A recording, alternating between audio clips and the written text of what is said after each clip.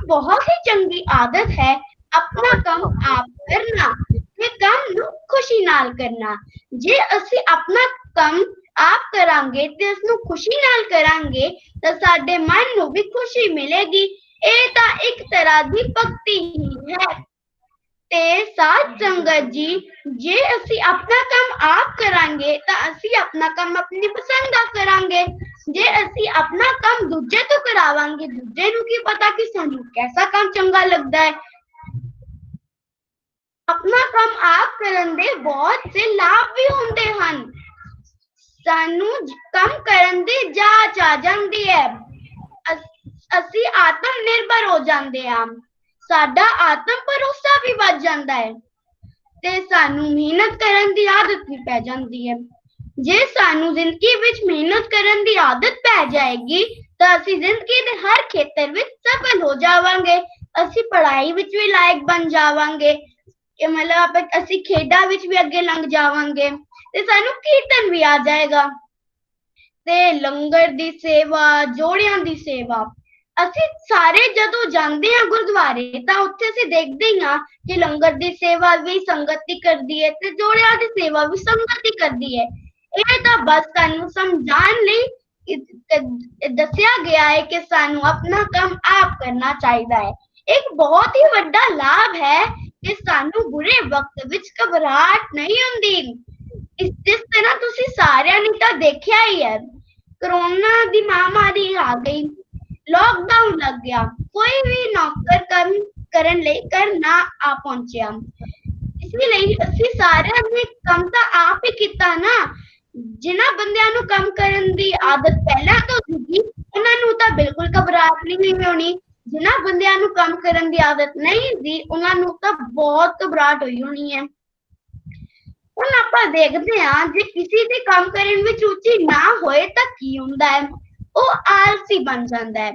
ਉਸਨੂੰ ਜ਼ਿੰਦਗੀ ਵਿੱਚ ਕੁਝ ਵੀ ਕਰਨ ਦੀ ਜਾਚ ਨਹੀਂ ਆਉਂਦੀ। ਉਸਨੂੰ ਨਾ ਹੀ ਕੰਮ ਕਰਨ ਦੀ ਆਦਤ ਪੈਂਦੀ ਹੈ ਨਾ ਹੀ ਮਿਹਨਤ ਕਰਨ ਦੀ ਆਦਤ ਪੈਂਦੀ ਹੈ। ਇਸੇ ਲਈ ਉਹ ਜ਼ਿੰਦਗੀ ਦੇ ਹਰ ਖੇਤਰ ਵਿੱਚ ਅਸਫਲ ਹੋ ਜਾਂਦਾ ਹੈ। ਸਾਡੇ ਗੁਰੂ ਜੀ ਨੇ ਵੀ ਸਾਨੂੰ ਇਹ ਸਿੱਖਿਆ ਦਿੱਤੀ ਹੈ ਕਿ ਸਾਨੂੰ ਆਪਣਾ ਕੰਮ ਆਪ ਕਰਨਾ ਚਾਹੀਦਾ ਹੈ। ਸਾਨੂੰ ਗੁਰੂ ਨਾਨਕ ਦੇਵ ਜੀ ਨੇ ਆਸਾ ਦੀ ਵਾਰ ਵਿੱਚ ਕਿਹਾ ਹੈ, ਆਪਨ ਹੱਥੀ ਆਪਣਾ ਆਪੇ ਹੀ ਘਾਤ ਸਵਾਰੀ। ਇਸਦਾ ਮਤਲਬ ਹੈ ਆਪਣਾ ਕੰਮ ਆਪ ਕਰੋ, ਦੂਜੇ ਤੋਂ ਨਾ ਕਰਾਓ। ਤੁਸੀਂ ਸਾਰਿਆਂ ਨੇ ਇੱਕ ਸਾਖੀ ਤਾਂ ਸੁਣੀ ਹੀ ਹੋਏਗੀ, ਮੈਂ ਤੁਹਾਨੂੰ ਫਿਰ ਤੋਂ ਸੁਣਾ ਦਿੰਦਾ। ਇੱਕ ਵਾਰ ਗੁਰੂ ਗੋਬਿੰਦ ਸਿੰਘ ਜੀ ਦਾ ਦਰਬਾਰ ਸਜਿਆ ਹੋਇਆ ਸੀ। ਗੁਰੂ ਗੋਬਿੰਦ ਸਿੰਘ ਜੀ ਨੂੰ ਪਿਆਸ ਲੱਗੀ। ਉਹਨਾਂ ਨੇ ਕਿਸੇ ਨੂੰ ਪਾਣੀ ਲਿਆਉਣ ਲਈ ਕਿਹਾ।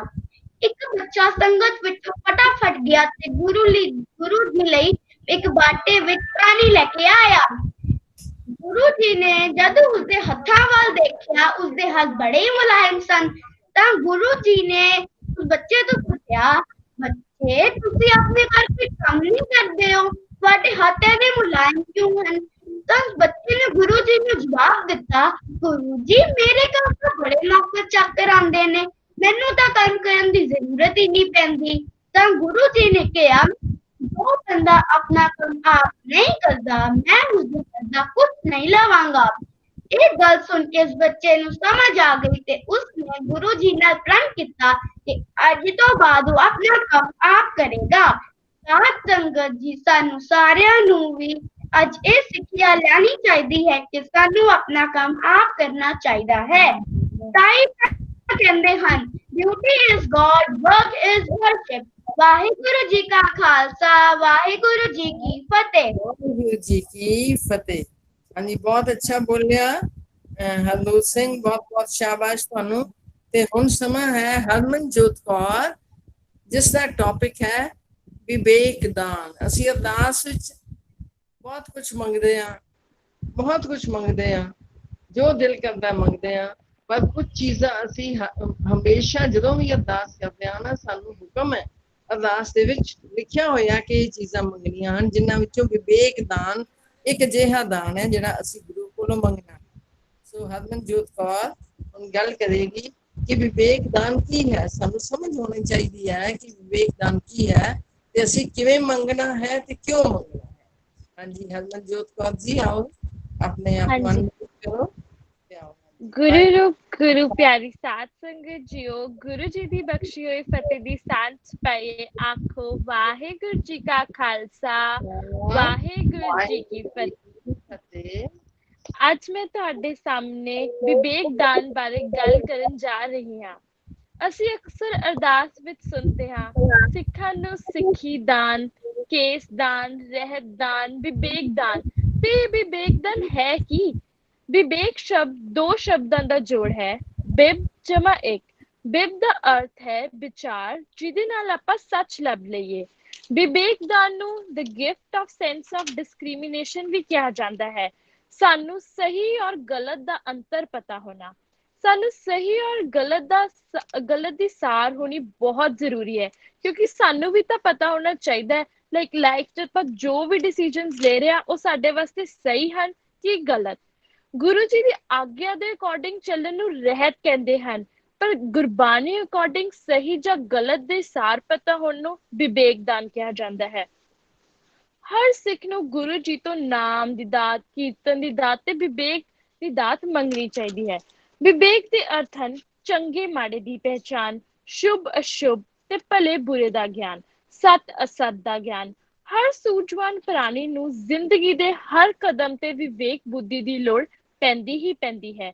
ਜੋ ਸੱਚ ਅਤੇ ਝੂਠ ਦਾ ਨਿਰਣਾ ਕਰਨ ਦੀ ਵਿਵੇਕ ਬੁੱਧੀ ਰੁਚੀ ਨਹੀਂ ਰੱਖਦਾ, ਉਹ ਸੱਚ ਦਾ ਪੱਲਾ ਛੱਡ ਕੇ ਬਹਿ ਜਾਂਦਾ ਹੈ ਅਤੇ ਕੂੜ ਦੇ ਜਾਲ ਵਿੱਚ ਫਸ ਜਾਂਦਾ ਹੈ। ਜਿਸ ਪ੍ਰਾਣੀ ਨੂੰ ਮਾਨਸਿਕ ਤੇ ਆਤਮਕ ਉੱਤਮ ਤੇ ਨੀਚ ਰੁਚੀਆਂ ਦਾ ਭੇਦ ਨਹੀਂ, ਉਹ ਅੰਮ੍ਰਿਤ ਨੂੰ ਵਿਖਿਆ ਸਮਝਣ ਲੱਗ ਪੈਂਦਾ ਹੈ। ਸੱਚਾਈ ਉਸਨੂੰ ਕੌੜੀ ਲੱਗਣ ਲੱਗ ਪੈਂਦੀ ਹੈ। ਦਇਆ, ਧਰਮ, ਸਤ ਸੰਤੋਖ ਤੋਂ ਉਸਨੂੰ ਘਿਰਣਾ ਹੋ ਜਾਂਦੀ ਹੈ। ਖੁਦਗਰਜ਼ੀ, ਚਤੁਰਾਈ, ਲੋਭ, ਲਾਲਚ ਦੇ ਤ੍ਰਿਸ਼ਨਾਲੂ ਕਰਤਵਾਂ ਨੂੰ ਕਾਮਯਾਬ ਜ਼ਿੰਦਗੀ ਦੀ ਰਾਹ ਸਮਝਦਾ ਹੈ। ਵਿਵੇਕ ਬਿਰਤੀ ਰੱਖਣ ਵਾਲੇ ਸਤਪੁਰਸ਼ ਤੇ ਆਤਮਵਾਦੀਆਂ ਨੂੰ ਉਹ ਮੂਰਖ ਅਤੇ ਸੰਸਾਰਕ ਜੀਵਨ ਵਿੱਚ ਅਸਫਲ ਸਮਝਦਾ ਹੈ, ਪਰ ਜ਼ਿੰਦਗੀ ਦੇ ਹਰ ਖੇਤਰ ਵਿੱਚ ਜਿਸਨੇ ਵੀ ਸੱਚਾਈ, ਇਨਸਾਫ ਤੇ ਆਤਮਕ ਵਿਕਾਸ ਦਾ ਰਸਤਾ ਅਪਣਾਉਣਾ ਹੈ, ਉਸਨੂੰ ਵਿਵੇਕ ਰੁਚੀ ਅਪਣਾਉਣੀ ਹੀ ਪਵੇਗੀ। ਜਿਸਨੇ ਵੀ ਆਤਮਕ ਜੀਵਨ ਵਿੱਚ ਅਮਲੀ ਤੌਰ ਤੇ ਕੋਈ ਕਦਮ ਚੁੱਕਣਾ ਹੈ, ਉਸਨੂੰ ਕੋਈ ਨਾ ਕੋਈ ਅਜ਼ਮਾਇਆ ਹੋਇਆ ਮਰਿਆਦਾ ਦਾ ਮਾਰਗ ਅਪਣਾਉਣਾ ਪਵੇਗਾ। ਵਿਵੇਕ ਰੁਚੀ ਜੀਵਨ ਦੇ ਹਰ ਖੇਤਰ ਵਿੱਚ ਸੇਧ ਦਿੰਦੀ ਹੈ। ਵਿਵੇਕ ਬੁੱਧੀ ਨਾਲ ਕੀਤੀ ਹਰ ਸਾਧਨਾ ਕੋਈ ਨਾ ਕੋਈ ਅੰਤਰੀਵ ਭੇਦ ਖੋਲਦੀ ਹੈ।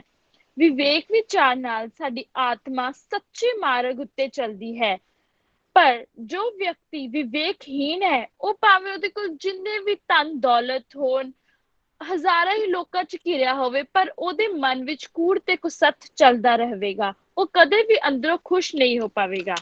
ਤੇ ਹੁਣ ਆਪਾਂ ਗੱਲ ਕਰਦੇ ਹਾਂ ਗੁਰਮਤ ਅਤੇ ਵਿਵੇਕ ਬਾਰੇ। ਹਰ ਧਰਮ ਵਿੱਚ ਵਿਵੇਕ ਰੁਚੀਆਂ ਪੈਦਾ ਕਰਨ ਲਈ ਧਰਮ ਦੇ ਬਾਣੀਆਂ ਨੇ ਕੋਈ ਨਾ ਕੋਈ ਮਰਿਆਦਾ ਸਥਾਪਿਤ ਕੀਤੀ ਹੋਈ ਹੈ। ਗੁਰਸਿੱਖੀ ਵਿੱਚ ਮਰਿਆਦਾ ਸਪਸ਼ਟ ਰੂਪ ਵਿੱਚ ਗੁਰਬਾਣੀ ਅਤੇ ਪ੍ਰਮਾਣਿਕ ਰਹਿਤਨਾਮਿਆਂ ਵਿੱਚ ਦਿੱਤੀ ਹੋਈ ਹੈ।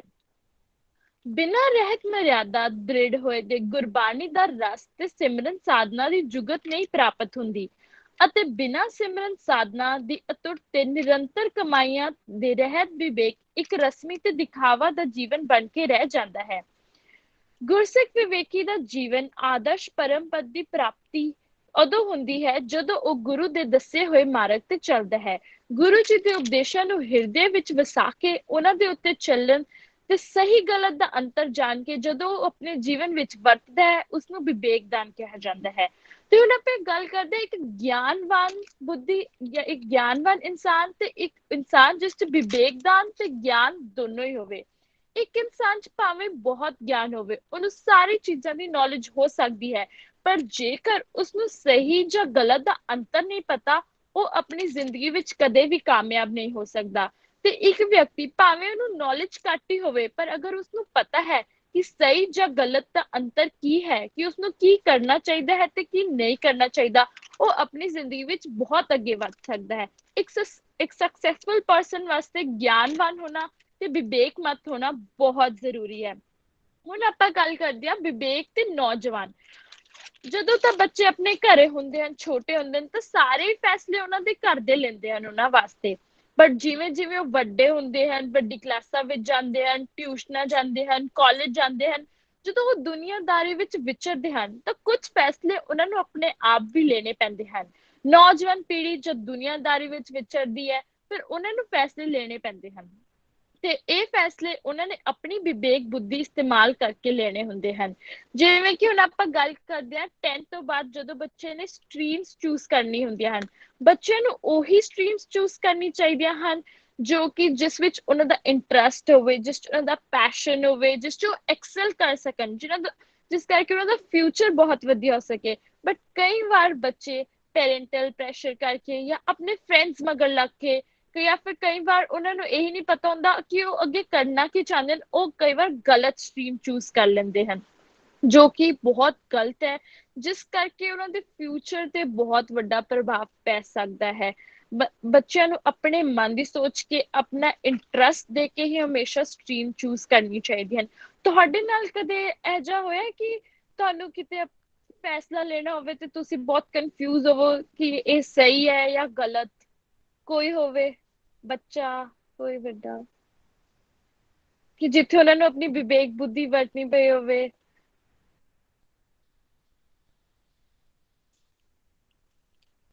ਅੱਛਾ, ਤੇ ਕੋਈ ਵੀ ਨਹੀਂ ਹੈ ਜੀ। ਅੱਜ ਫਿਰ ਆਪਾਂ ਸਟਰੀਮ ਵਾਲੀ ਗੱਲ ਤੇ ਵਾਪਸ ਆਉਂਦੇ, ਲਾਈਕ ਆਪਾਂ ਵੀ ਸੁਣਦੇ ਹਾਂ ਜਦੋਂ ਕਿਸੇ ਬੱਚੇ ਨੇ ਨॉन ਮੈਡ ਜਾਂ ਮੈਡ ਆਪਟ ਕੀਤਾ ਹੁੰਦਾ ਤਾਂ ਸਾਨੂੰ ਵੀ ਲੱਗਦਾ ਕਿ ਹਾਂ ਬੱਚਾ ਬਹੁਤ ਇੰਟੈਲੀਜੈਂਟ ਹੈ ਤਾਂ ਇਸ ਕਰਕੇ ਉਹਨੇ ਨॉन ਮੈਡ ਜਾਂ ਮੈਡ ਆਪਟ ਕੀਤਾ ਹੈ। ਸਾਨੂੰ ਵੀ ਇਹ ਸਾਰੀ ਡਿਵੀਜ਼ਨਸ ਆਪਣੇ ਮਨ ਵਿੱਚੋਂ ਹਟਾ ਦੇਣੀਆਂ ਚਾਹੀਦੀਆਂ। ਅਗਰ ਕਿਸੇ ਬੱਚੇ ਦਾ ਇੰਟਰਸਟ ਮਿਊਜ਼ਿਕ ਜਾਂ ਕਿਸੇ ਵੀ ਕੋ ਕਰਿਕੂਲਰ ਐਕਟੀਵਿਟੀਜ਼ 'ਚ ਹੈ, ਡਾਂਸ ਜਾਂ ਸਪੋਰਟਸ, ਉਹਨੂੰ ਸਪਰੈਸ ਕਰਨ ਦੀ ਬਜਾਏ ਸਾਨੂੰ ਉਹਨੂੰ बढ़ावा देना चाहिए that you can excel in that too. ਉਹਨੂੰ बढ़ावा देना ਚਾਹੀਦਾ ਹੈ ਤਾਂ ਕਿ ਉਸ ਚ ਵੀ ਆਊਟਗਰੋ ਕਰ ਸਕੇ। ਡਿਵੀਜ਼ਨਸ ਹਟਾ ਕੇ ਸਭ ਨੂੰ ਇਕੁਅਲ ਓਪਰਚੁਨਿਟੀਜ਼ ਦੇਣੀਆਂ ਚਾਹੀਦੀਆਂ ਹਨ। ਤੇ ਸਾਨੂੰ ਵਿਵੇਕ ਬੁੱਧੀ ਦੀ ਲੋੜ ਪੈਂਦੀ ਕਿਉਂ ਹੈ? ਹਰ ਇਨਸਾਨ ਨੂੰ ਆਪਣੀ ਜ਼ਿੰਦਗੀ ਵਿੱਚ ਵਿਵੇਕ ਬੁੱਧੀ ਦੀ ਲੋੜ ਪੈਂਦੀ ਹੀ ਪੈਂਦੀ ਹੈ ਕਿਉਂਕਿ ਹਰ ਇਨਸਾਨ ਨੇ ਕਦੇ ਨਾ ਕਦੇ ਕਿਸੇ ਨਾ ਕਿਸੇ ਟਾਈਮ ਤੇ ਫੈਸਲੇ ਲੈਣੇ ਹੀ ਲੈਣੇ ਹਨ। ਹੁਣ ਸਾਨੂੰ ਪਤਾ ਕਿਵੇਂ ਲੱਗੇ ਕਿ ਲਾਈਕ ਇਹ ਫੈਸਲਾ ਸਹੀ ਹੈ ਜਾਂ ਗਲਤ, ਸਾਡੇ ਵਾਸਤੇ ਕੀ ਸਹੀ ਹੈ ਤੇ ਕੀ ਗਲਤ? ਇਸ ਫੈਸਲਿਆਂ ਦੀ, ਇਸ ਸਹੀ ਗਲਤ ਦੀ ਸਾਰ ਆਪਾਂ ਗੁਰਬਾਣੀ ਤੋਂ ਲੈਣੀ ਹੈ। ਗੁਰਬਾਣੀ ਨੂੰ ਆਪਣਾ ਗਾਈਡ ਮੰਨਣਾ ਤੇ ਉਸਦੇ ਅਕੋਰਡਿੰਗ ਅਸੀਂ ਚੱਲਣਾ ਹੈ ਤੇ ਫਿਰ ਦੇਖਣਾ ਹੈ ਕਿ ਕੀ ਸਹੀ ਹੈ ਤੇ ਕੀ ਗਲਤ। ਜੇਕਰ ਜੇ ਬੰਦਾ ਸਹੀ ਫੈਸਲਾ ਲੈ ਸਕੇ ਫਿਰ ਤਾਂ ਉਹ ਖੁਸ਼ ਤੇ ਕਾਮਯਾਬ ਹੋ ਜਾਏਗਾ। ਜੇਕਰ ਉਹਦਾ ਉਹੀ ਫੈਸਲਾ ਗਲਤ ਹੋਵੇ, ਉਹ ਸਾਰੀ ਜ਼ਿੰਦਗੀ ਉਹਨੂੰ ਨਿਰਾਸ਼ਤਾ ਰਹਿੰਦੀ ਹੈ। ਜਿਵੇਂ ਕਿ ਹੁਣ ਆਪਾਂ ਗੱਲ ਕਰਦੇ ਜਿਵੇਂ ਕਿ ਇੱਕ ਇਨਸਾਨ ਨੂੰ ਸ਼ਰਾਬ ਦੀ ਫੈਕਟਰੀ ਵਿੱਚ ਮੈਨੇਜਰ ਦੀ ਜੌਬ ਮਿਲ ਰਹੀ ਹੈ ਤੇ ਉਹਦੀ ਬਹੁਤ ਵਧੀਆ ਪੇ ਵੀ ਹੈ ਤੇ ਉਹ ਦੇਖੇਗਾ ਕਿ ਉਸਨੇ ਉਹ ਜੌਬ ਆਪਟ ਕਰਨੀ ਹੈ ਜਾਂ ਗੁਰਸਿੱਖੀ ਦੇ ਸਿਧਾਂਤਾਂ ਉੱਤੇ ਚੱਲਣਾ ਹੈ ਕਿ ਉਹਨੇ ਉਸ ਫੈਕਟਰੀ ਵਿੱਚ ਜੌਬ ਐਜ਼ ਅ ਮੈਨੇਜਰ ਵੀ ਨਹੀਂ ਕਰਨੀ। ਤੇ ਉਹਨਾਂ ਨੂੰ ਦੇਖਣਾ ਪਵੇਗਾ ਕਿ ਉਹਦੇ ਪ੍ਰਿੰਸੀਪਲਸ ਉਹਨੂੰ ਜ਼ਿਆਦਾ ਮੈਟਰ ਕਰਦੇ ਹੈ ਕਿ ਉਹਦੀ ਪੇ ਉਹਨੂੰ ਜ਼ਿਆਦਾ ਮੈਟਰ ਕਰਦੀ ਹੈ।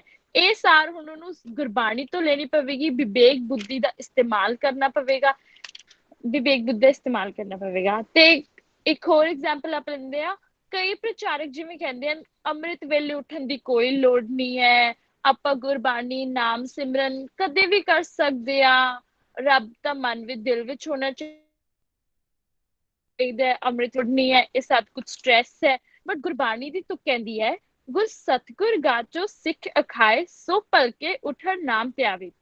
ਗੁਰੂ ਜੀ ਕਹਿੰਦੇ ਨੇ ਜੋ ਕੋਈ ਸਿੱਖ ਹੈ ਉਹ ਅੰਮ੍ਰਿਤ ਵੇਲਾ ਉੱਠ ਕੇ ਸਾਂਭਦਾ ਹੈ, ਅੰਮ੍ਰਿਤ ਵੇਲਾ ਉੱਠ ਕੇ ਨਾਮ ਬਾਣੀ ਦਾ ਜਾਪ ਕਰਦਾ ਹੈ ਤੇ ਹਰ ਸਿੱਖ ਨੂੰ ਇਹੀ ਕਰਨਾ ਚਾਹੀਦਾ ਹੈ। ਸਿੱਖਾਂ ਨੂੰ ਉੱਠ ਕੇ ਅੰਮ੍ਰਿਤ ਵੇਲਾ ਸਾਂਭਣਾ ਚਾਹੀਦਾ ਹੈ ਤੇ ਅੰਮ੍ਰਿਤ ਵੇਲੇ ਹੀ ਨਾਮ ਸਿਮਰਨ ਕਰਨਾ ਚਾਹੀਦਾ ਹੈ। ਸਾਨੂੰ ਪ੍ਰਚਾਰਕ ਜੋ ਗੁੰਮਰਾਹ ਕਰਦੇ ਹਨ ਸਾਨੂੰ ਉਹਨਾਂ ਤੇ ਵਿਸ਼ਵਾਸ ਨਹੀਂ ਕਰਨਾ ਚਾਹੀਦਾ। ਸਾਨੂੰ ਜ਼ਿੰਦਗੀ 'ਚ ਬਹੁਤ ਲੋਕ ਮਿਲਣਗੇ ਜੋ ਸਾਨੂੰ ਬਹੁਤ ਚੀਜ਼ਾਂ ਦੱਸਣਗੇ, ਸਾਨੂੰ ਗੁੰਮਰਾਹ ਵੀ ਕਰਨਗੇ ਤੇ ਕਈ ਸਿੱਧੇ ਰਾਹ ਵੀ ਪਾਣਗੇ, ਬਟ ਉਸ 'ਚ ਅਸੀਂ ਖੁਦ ਡਿਸਾਈਡ ਕਰਨਾ ਹੈ ਕਿ ਕੀ ਸਹੀ ਹੈ ਸਾਡੇ ਲਈ ਤੇ ਕੀ ਗਲਤ। ਔਰ ਇਸ ਦੀ ਸਾਰ ਆਪਾਂ ਸਾਰੀ ਗੁਰਬਾਣੀ ਤੋਂ ਲੈਣੇ ਹਨ।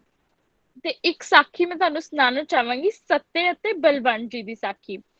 ਵਾਹਿਗੁਰੂ ਜੀ ਦੀ ਘਰ ਆਪਣੀ ਸੱਚੀ ਤੇ ਸਾਫ਼ ਨੀਅਤ ਨਾਲ ਤੁਰੀਏ ਤਾਂ ਦਾਤਾਂ ਮਿਲਦੀਆਂ ਨੇ।